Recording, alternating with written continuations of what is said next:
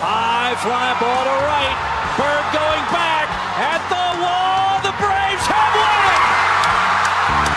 I grew up in Orange County, California. I grew up in a very, very close-knit family, very godly family.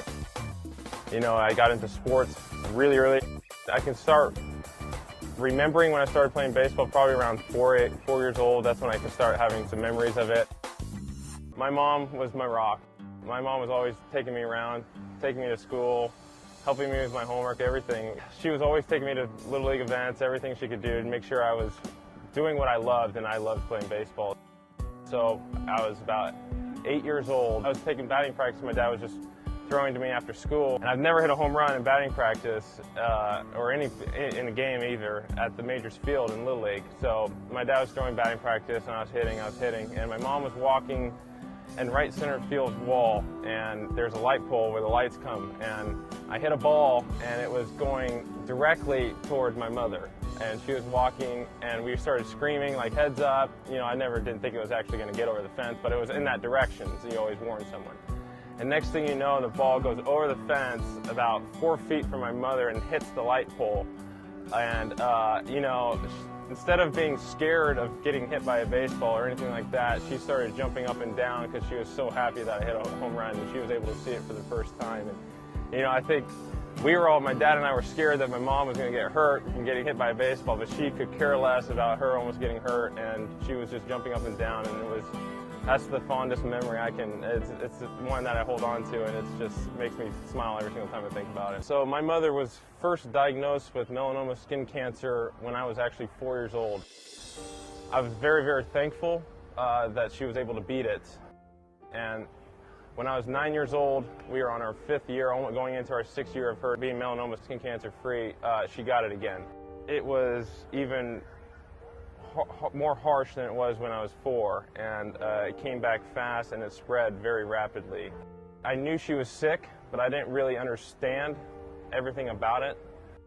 I visited my mom every single day in the hospital. That's all we wanted to do, as me and my brothers and my father. We'd just be at school just thinking about my mom the whole time. I viewed baseball as 2 hours of inconvenience. Baseball was on hold, sports were on hold, life was on hold for me. I just wanted to be with my mother. We knew it was getting close.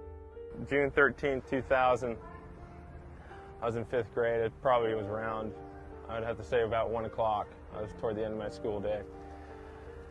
And the phone rings. Phone rings in my classroom. They said, the principal told my teacher that I had to go up to the office.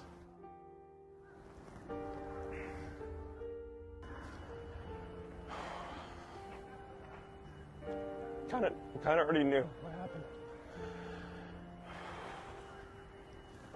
When you think about this stuff, it's still tough for me to talk about, but when my mom passed away, it was kind of just a why factor. Why did, since we are a very Christian family, why did God take her away from us so early? She was only 47 years old. I got pulled out of school many of occasions because I just started breaking down crying when I was in 6th grade. Everything kind of just reminded me of her, and it was tough. It was definitely a very hard time. I didn't know any kids that had lost another parent, so I just focused on baseball. That's all I did was baseball, and I did it as much as I possibly could, just so I could focus on trying to hit a round ball with a round bat instead of my mother. That's how I dealt with everything. I would, you know, when my mom was sick, I felt like it was 2 hours of inconvenience. When my mom passed away, it was 2 to 3 hours of me being able to just free my mind. Usually during the national anthem, I look up and just say thank you, because I know she's watching over me. It's just, you know, I wouldn't be here without her. You know, through all those tough times in my life, you know, I leaned on her. I only got 10 years with her, but it was the greatest 10 years of my life, so she's a big part of it. Before she passed away, my dad cut some of her hair and put it in a lockbox. And for a Christmas present 2 years ago, my dad gave me a necklace. And the necklace I have on, I never take it off. It's right here. I can show you guys. This cross actually unscrews, and my dad put her hair into this cross. There's two paths you can go down. Obviously, I chose this path, and it was turned out to be the right path. You got to look yourself in the mirror and say, what does she want you to do? You know, what she doesn't want you to go down here and be a person that's not going to be a good reflection of her. And I think that was the big thing. I just wanted to make my mother proud. The times I miss my mom is obviously Mother's Day. That's the big one. You know, it comes kind of no way around that, her birthday. And the biggest one for me is June 13th, every single year.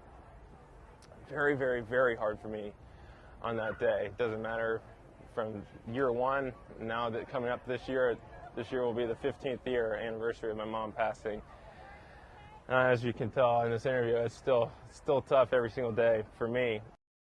The advice I have for kids that have lost a parent is lean on someone that you trust. For me, in my opinion, me speaking about my mother is me honoring her. She knows that I talk about her. She knows I think about her every single day, and I think that was a big help for me. It was just talking about her and me talking about how much I miss her and how many fond memories I have of her makes me happy because I know she's watching me doing this. So I think the biggest advice is talk about it. Don't keep it inside. Don't lock yourself in bedrooms.